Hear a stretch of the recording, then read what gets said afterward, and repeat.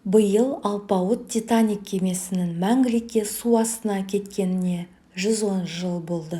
Сондай-ақ кеменің тарихын күллі әлемге паш еткен 11 Оскар алып тарихтағы ең үздік әрі кассалы фильмдердің бірі атанған «Титаник» фильмінің жарыққа шыққанына 25 жыл.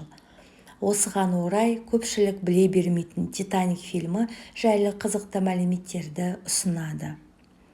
«Титаник» фильмі «Титаник» кемесінің өзінен де қымбатқа түскен. «Титаниктің» құрылысына 4 миллион фунт стерлинг жұмсалған. Бұл бүгінгі ақшамен 100 миллион фунт.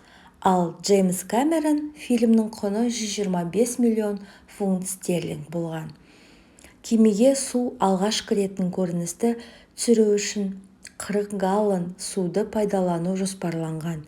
Алайда, кейін белгілі болғандай, бұл жеткіліксіз болып, Кэмерон су көлемін 3 есеге арттыруды сұрайды.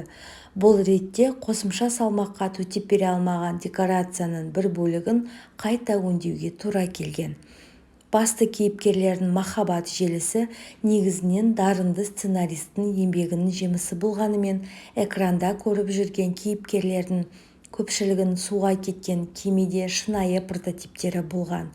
Кинокартина үшін басты кейіпкерлер ғана емес, көптеген эпизодтағы кейіпкерлердің де оқиғалары мұқият өңделген.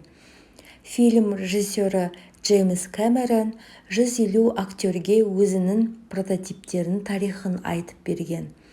Мәселен, аристократ ханым Молли Браун мен өз кемесін тастап кетуден бас тартқан өз заманының әйгілі филантропы капитан Смиттің оқиғалары шынайы.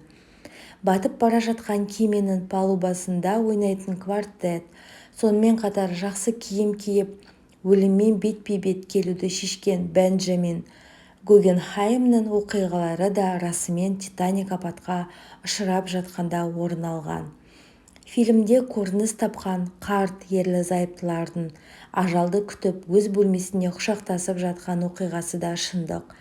Бұл нағыз «Титаниктің» жолаушылары Исидор мен Ида Штраус болатын.